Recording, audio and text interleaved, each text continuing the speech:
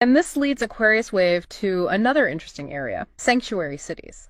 Sanctuary cities. So they're meant to protect undocumented immigrants, right? Right. But I know that's become a really hot button issue. Sure. What's their take? Well, their argument is that while sanctuary cities aim to create safe spaces, they can unintentionally become havens for criminals. So how does that tie back into the idea of criminal culture? It's about the environment we create. Mm-hmm. Aquarius Wave makes a fascinating comparison to the Italian-American community and the mafia. Okay. It challenges us to think about how criminal cultures evolve, potentially offering a roadmap for how today's communities can shed negative associations. So they're suggesting that what we see as criminal culture today Right. might have parallels in history. Yes. Over time, as cultural shifts occurred, certain groups were able to distance themselves from those negative associations. Right. Okay, that's a really interesting parallel. But isn't there a risk of generalizing or stereotyping entire groups of people? That's a valid concern. Yeah. And it's something we need to be very mindful of. It's not about labeling entire communities, Right.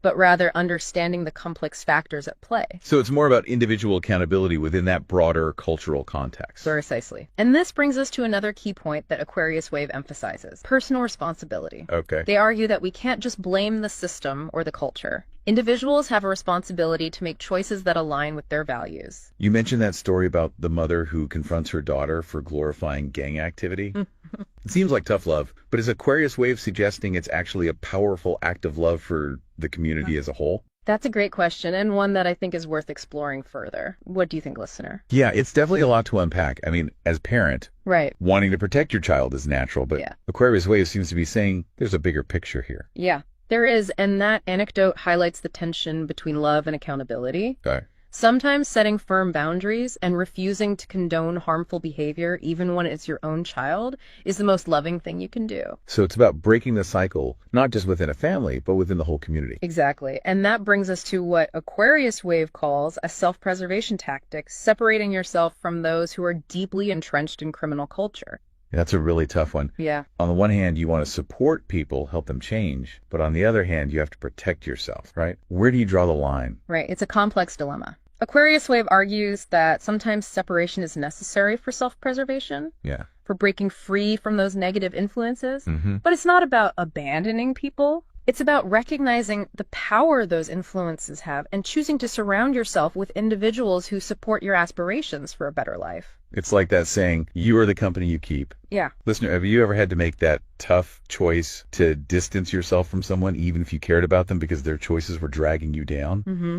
It's never easy. It isn't. But Aquarius Wave also points out the impact these cultural norms have on the individuals within those communities. Right. They talk about how growing up surrounded by crime can warp your sense of what's acceptable, even desirable. Yeah. It's like it becomes a self-fulfilling prophecy. Precisely. If you're constantly exposed to messages that glorify criminal behavior, it becomes difficult to see a different path for yourself. Yeah. You might even start to believe that criminality is the only way to gain respect or achieve success. Right. And Aquarius Wave uses some very strong language to describe this, calling it a culture of degeneracy and toxicity.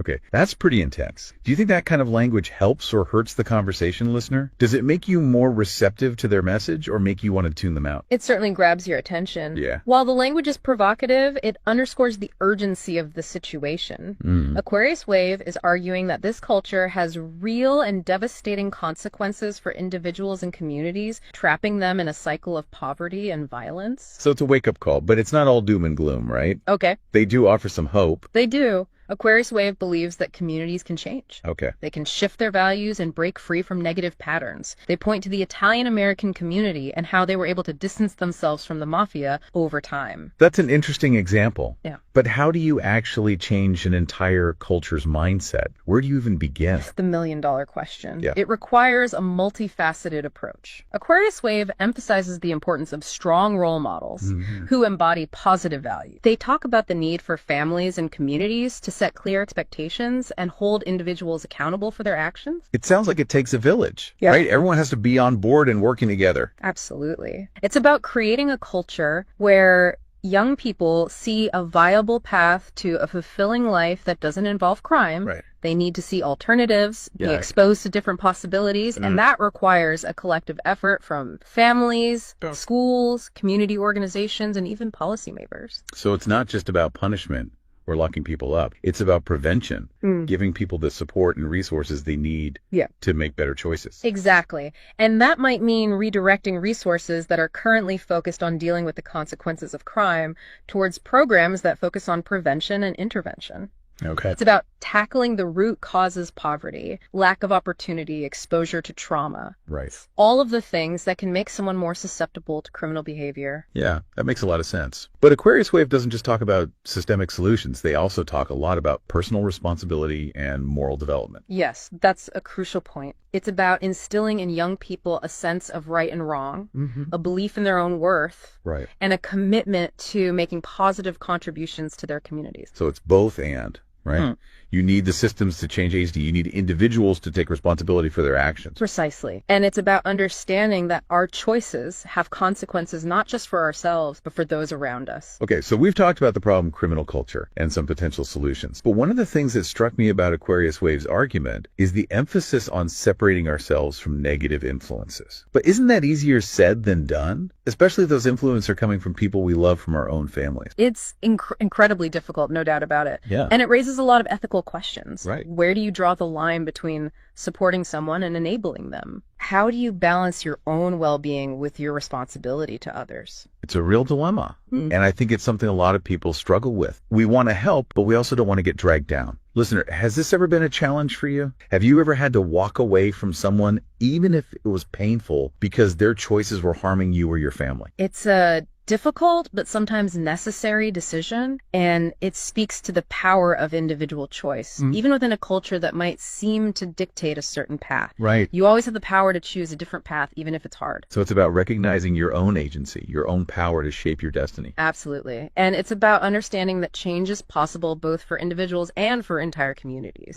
It might be slow, it might be messy, but it is possible. That's a powerful message. Yeah. But it also raises a question for me. If criminal culture is, as Aquarius Wave argues, a learned behavior, then can it also be unlearned? And if so, what are the tools and strategies we need to make that happen? That's a great question, and one that I think deserves further exploration. What are your thoughts, listener? What tools or strategies have you seen be effective in helping people break free from negative cultural influence? It feels like we're talking about like rewiring a whole way of thinking, Right. which can't be easy. It's definitely a challenge, but Aquarius Wave does offer some concrete ideas. They talk a lot about the importance of celebrating achievements that align with positive values instead of glorifying crime and those who engage in it. What if we put the spotlight on education, hard work, entrepreneurship, community involvement? So it's about shifting the narrative, changing what it means to be successful and respected. Exactly. It's about creating a culture where young people can see that there are multiple paths to a good life, paths that don't involve crime or violence, and that requires a collective effort. Okay. Families, schools, community organizations, faith-based institutions, Right. they all have a role to play. It sounds like they're advocating for a more holistic approach, addressing the problem from all angles. Yeah, that's right. And they even suggest thinking differently about how we allocate resources instead of primarily focusing on punishing crime after it happens. What if we invested more in prevention and intervention programs? What if we put more resources into supporting struggling families? Right. Providing opportunities for at-risk youth, creating safe spaces for kids to learn and grow. It seems like they're saying we need to be more proactive, not just reactive. Address the root causes of crime instead of just dealing with the symptoms. That's a key point. Yeah. And it's not just about throwing money at the problem. Yeah. Aquarius Wave also talks a lot about the importance of personal accountability and moral development. Yeah. They argue that we need to instill in young people a strong sense of right and wrong, Right. a belief in their own inherent worth, Okay. and a commitment to making positive contributions to their communities. It's interesting because they seem to be advocating for both individual responsibility, A&D, systemic change. It's not one or the other, it's both.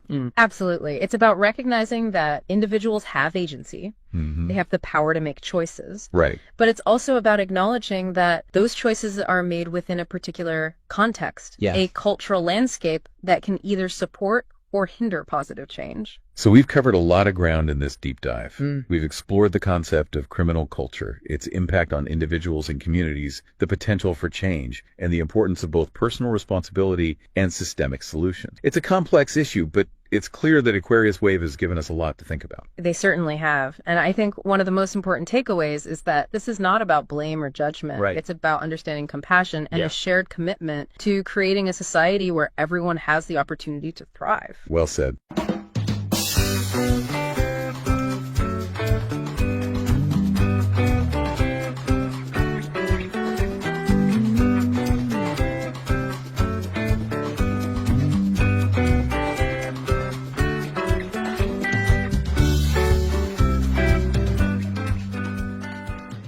We are diving deep into this phrase you hear sometimes, talking white. Oh. And guess what? You might be surprised to learn it's not actually about race at all.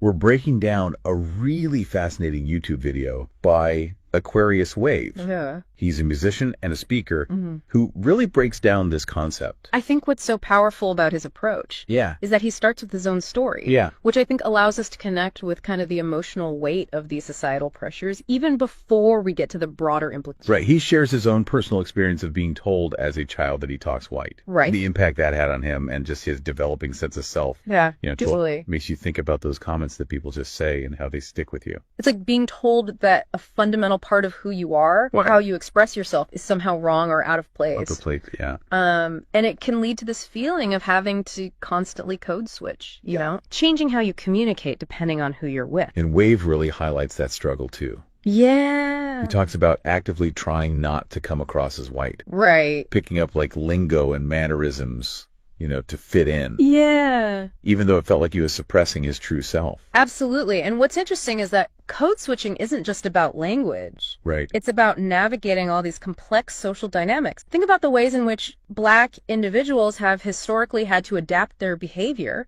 to survive in predominantly white spaces. Right. It becomes a survival mechanism, but then it also becomes a source of emotional labor. You're never fully relaxed, right? Exactly. You're always thinking about how you are being perceived. Yeah. And whether you're performing the right version of yourself. Exactly. Wave talks about how this even played out during his school years. Yeah. He was so focused on fitting in that he suppressed some of his passions. Yep. Like his diverse musical taste. Imagine feeling like you can't even express your love for a band because it doesn't align with what a Black person should be into. Totally. Like, wow. It shows those limitations of those rigid cultural boundaries and how they can prevent us from embracing the full spectrum of our individuality. Right. And this leads to a point that Wave makes in another video that I found really thought-provoking. Okay. He talks about how positive attributes, like being articulate, well-spoken, or even having a stable family, are often associated with whiteness. Oh, and that right there, that is a huge red flag. Yeah. Because it reveals this deeply ingrained bias. Right.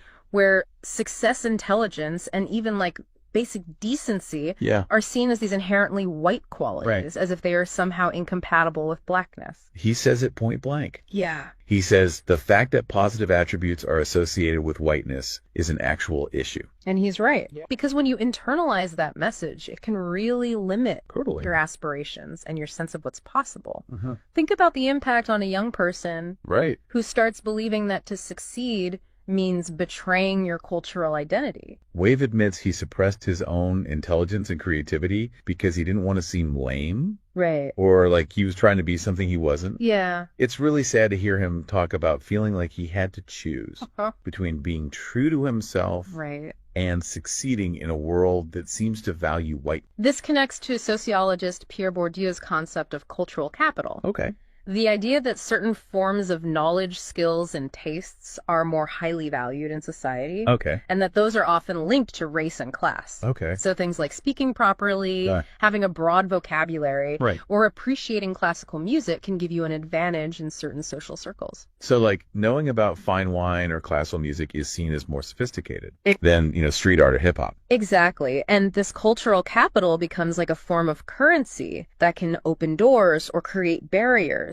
Wow. often along racial lines. So it goes right back to Wave's experience. Absolutely. He's basically being penalized for possessing the very qualities Yeah. that are supposed to lead to success. He's being told that his natural intelligence and eloquence Right. are somehow at odds with his blackness. Right.